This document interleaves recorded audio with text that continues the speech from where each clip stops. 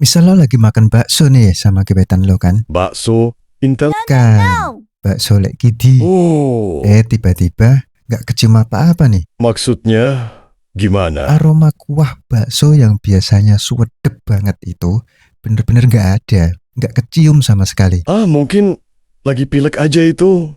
Biasanya mampet gitu kan di hidung. Enggak, ini ceritanya emang kayak gitu. Oh, gitu. Nah, bakso yang tadinya kita rasa enak itu kan lo makan nih.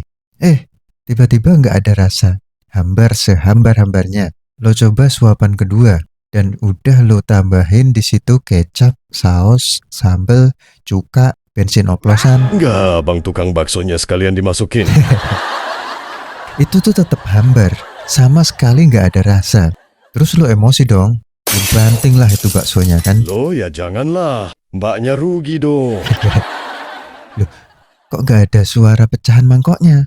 Makin bingung. Dan dunia pelan-pelan kayak dimatiin tombolnya satu persatu. Dan pet, kayak mati lampu. Apa yang bakal lo lakuin? Kalau aku, mungkin bakal ngelakuin yang berguna buat semuanya. Apa itu misalnya? Tidurlah. Lah kok malah tidur? Nah mau ngapain lagi? Gak bisa ngerasain, gak bisa dengar, gak bisa nyium bau, gak bisa lihat juga. Daripada nyusahin terus kenapa-napa gimana? Iya juga ya. Nah, ini dia cerita dari film Perfect Sense tahun 2011. Kisah cinta dua manusia biasa, tapi jatuh cintanya tuh pas dunia lagi kena wabah misterius dan menyebabkan semua orang kehilangan panca inderanya satu persatu. Romantis? Iya. Aneh? Jelas. Bikin mikir? Lumayan. Bikin lapar. Nah, nanti kita bahas.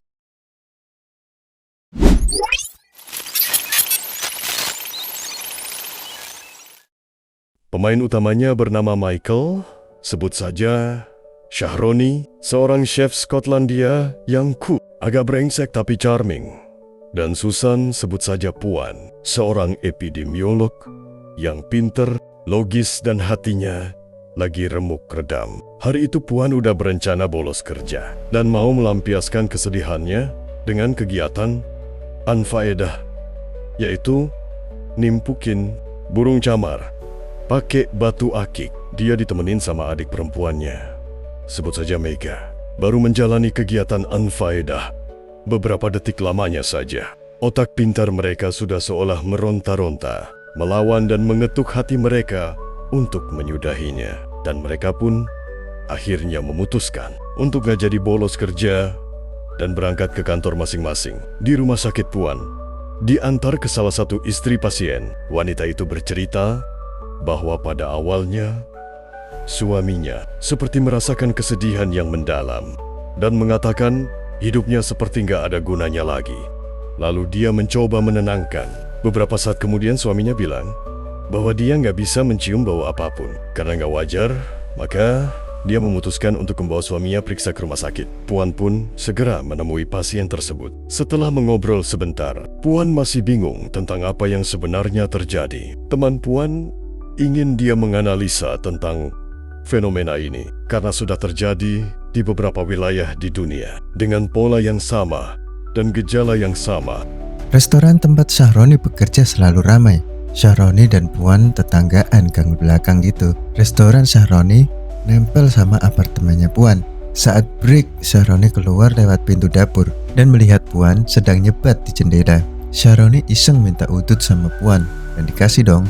Tapi Puan gak begitu menanggapinya. Selesai nyebat, dia langsung menutup jendelanya kembali. Dunia mulai kena wabah yang misterius. Timnya Puan sedang menganalisa semua kejadian yang ada di segala penjuru dunia, namun belum mengetahui pasti apa penyebabnya. Yang jelas, mereka sepakat kalau ini virus, tapi bukan karena menular, karena banyak di antara mereka yang bahkan berada di benua yang berbeda. Sedangkan beberapa di antara mereka yang serumah pun ada yang gak tertular. Jadi mereka mengindikasikan ini bukan penularan tapi penyebaran virus. Orang kehilangan indera penciuman, gejalanya sama.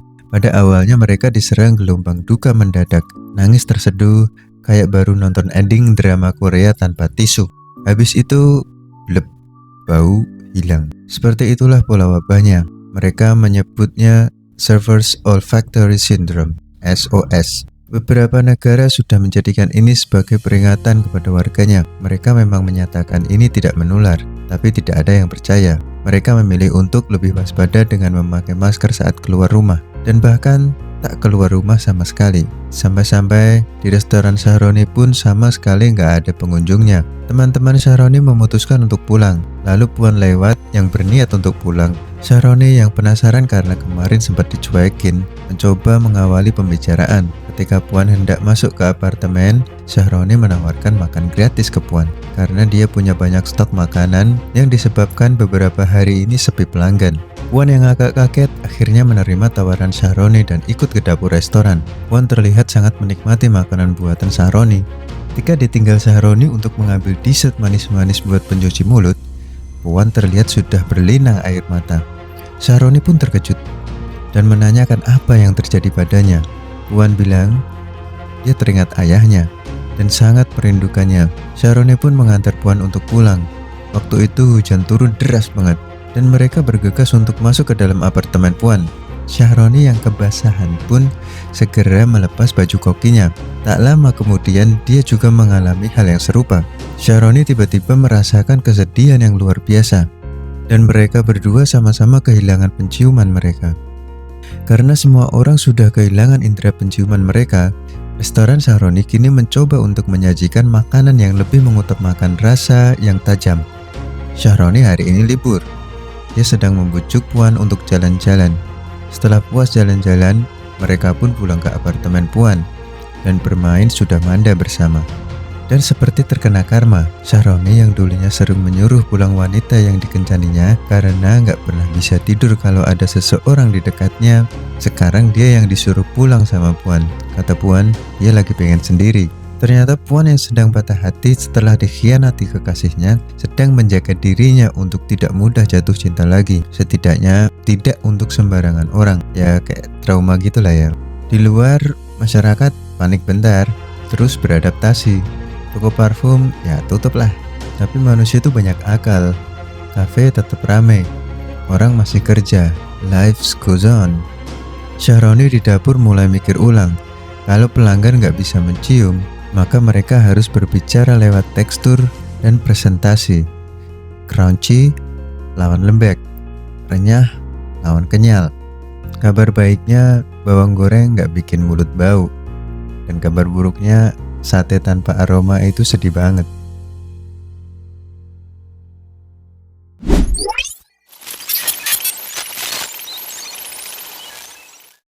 Di rumah sakit, Puan dan semua tim medis masih berusaha meneliti segala kemungkinan, tapi belum membuahkan hasil. Kondisi belum sempat stabil, malah teman Puan ada yang kehilangan kendali kayak kesurupan gitu. Ternyata itu gejala berikutnya guys. Polanya hampir mirip. Awalnya tubuh berasa seperti diteror, kecemasan yang mendalam, dan ketakutan yang luar biasa. Lalu merasa lapar yang teramat sangat. Apa saja yang ada akan dimakan untuk memenuhi hasrat tersebut. Yang biasanya diet clean, tiba-tiba menjadi Thanos kulkas. Semua ditelan, roti tawar plus mayones, plus lipstick. Iya, ada yang gitu. Setelah pesta makan panik, duar, pindah perasa, lenyap. Dunia masuk era agiusia massal. Mereka bahkan belum sempat memberi nama pada penyakit atau wabah ini. Shahroni pun bertanya sama Puan, apakah mereka akan kehilangan indera yang lainnya? Bau dan rasa saling terhubung satu dengan yang lainnya. Jadi ada kemungkinan yang lain juga ikut terkena nantinya. Sebagai penjaga gawang rasa, kena pukulan telak, tapi dia nggak nyerah. Menu dirombak jadi pesta tekstur. Renyah, licin, panas, dingin, berat, ringan. Orang-orang juga terlihat kembali dengan aktivitasnya masing-masing. Life must go on. Dalam beberapa minggu, rasa telah menjadi kenangan, dan perasaan lainnya seperti semakin kuat. Shahroni dan Puan main-main sama sabun dan krim cukur, bukan buat dimakan beneran, tapi buat merasakan tekstur. Rasanya nol, tapi sensasi busa licin dan geli itu menyenangkan. Cinta mereka makin klik karena saat rasa hilang, sentuhan dan momen jadi pusat perhatian. Restoran tetap buka, orang makan bukan buat rasa, tapi buat kenyang, tekstur, dan memori. Komunitas nyari cara baru menikmati hidup, musik jalanan, pelukan, dan seni visual naik daun. Tapi tim pecinta cabai rawit sedunia dan komunitas mukbang spicy resmi pensiun dini. Sambal 20 sendok, hasilnya akan sama, kayak bubur tawar.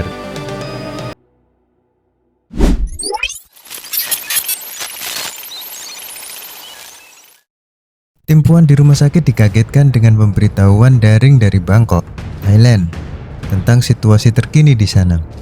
Bab paling ngagetin, lagi-lagi ada prolog emosi. Sekarang bukan sedih atau lapar, tapi amarah yang meledak-ledak. Orang-orang jadi gampang ngamuk, kemarahan tak terkendali, chaos di mana-mana.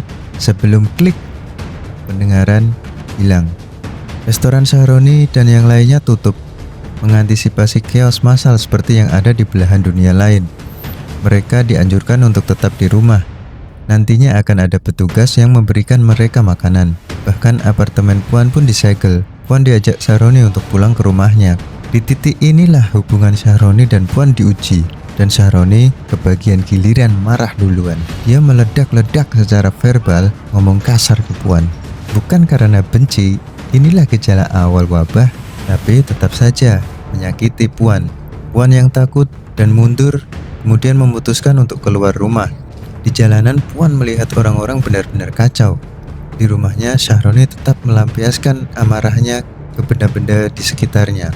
Lalu tak lama kemudian Shahroni pun tuli, nggak bisa dengar apapun. Dia hendak ngejar Puan karena dia menyadari bahwa pasti dia telah menyakitinya. Akan tetapi dicegah petugas yang berada di depan rumahnya. Puan memutuskan untuk berada di kantornya. Shahroni berusaha menelpon Puan, tapi tak direspon. Dia menjelaskan via SMS bahwa tadi itu pasti karena pengaruh dari wabah tersebut dan bukan benar-benar dari hatinya. Puan yang membuang HP-nya, ditambah lagi dia juga sudah mulai dalam fase tersebut. Dia juga marah tak terkendali, dan kemudian sama seperti yang lainnya. Tiba-tiba indera pendengarannya pun hilang. Shahroni mencoba keluar, dan penjaga sudah nggak ada di depan rumahnya. Mungkin sudah berada di fase itu juga kemarin. Dia keluar untuk mencari Puan di apartemennya. Tentu saja Puan udah nggak berada di sana. Shahroni masuk ke dapur restorannya. Di sana terlihat si bos tergeletak dan Shahroni membangunkannya. Sementara itu Puan memutuskan untuk pergi ke rumah Mega. Berapa hari berlalu, mereka semua pun memutuskan untuk melanjutkan kehidupan mereka tanpa beberapa indera yang telah hilang. Sekarang menu di restoran Shahroni berfokus pada plating yang indah dan juga teksturnya. Shahroni datang ke sebuah konser musik. Mereka mencoba menikmati musik dengan merasakan getarannya. Kalau zaman itu udah ada sound horeg, pasti mereka lebih terasa lagi kan getarannya. Para peneliti terus berjuang menemukan vaksin maupun obat untuk wabah yang terjadi. Sedangkan yang lainnya, bahkan ada yang sudah melakukan simulasi untuk kemungkinan terburuk dari penyakit ini, yaitu hilangnya indera yang tersisa. Komunikasi jadi pakai tulisan, tatapan, dan bahasa tubuh. Sebagian bahkan sudah lancar menggunakan bahasa isyarat. Kota terasa seperti video bisu raksasa. Orang berusaha menormalkan hidup dengan lampu tanda, gestur, pelukan. Puan akhirnya sadar bahwa yang kemarin itu pasti bukan Shahroni yang sebenarnya, tapi luka karena kata-kata tersebut jelas masih terasa perih dan menyakitkan. Puan yang tadinya bisa move on sama Shahroni atas luka lamanya, malah ada kejadian itu yang gak bisa dipungkiri menambah goresan luka di hatinya. Shahroni dilanda penyesalan. Tanpa suara, dia harus merayu dengan cara lain. Hadir, bantu, memperbaiki. Keunggulan jadi chef saat semuanya tuli adalah gak bakalan denger komplain pelanggan atau ocehan review dari Coldplay. Dan kekurangannya adalah gak bakal kedengaran juga kalau misal ada kompor meleduk di dapur.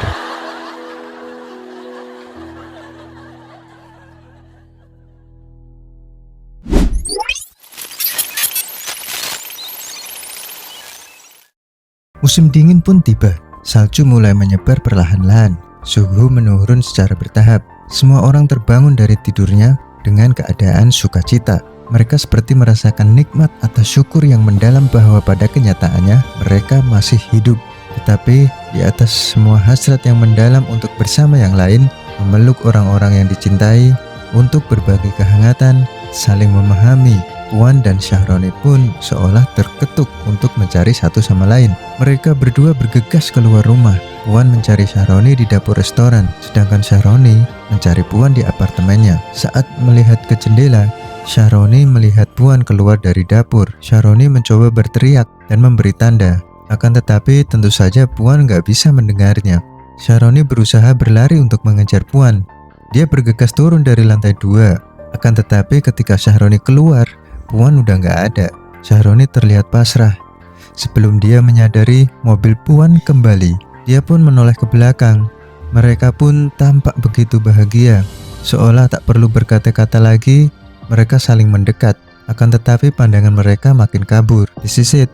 Mereka juga berada di fase yang sama dengan yang lainnya. Indera penglihatan mereka pun menghilang. Semua tampak gelap sekarang, tapi mereka tak bisa membohongi hati. Walaupun apa yang telah terjadi, setidaknya mereka merasa berhasil menemukan indera paling sempurna yang dimiliki manusia atau perfect sense, yaitu cinta.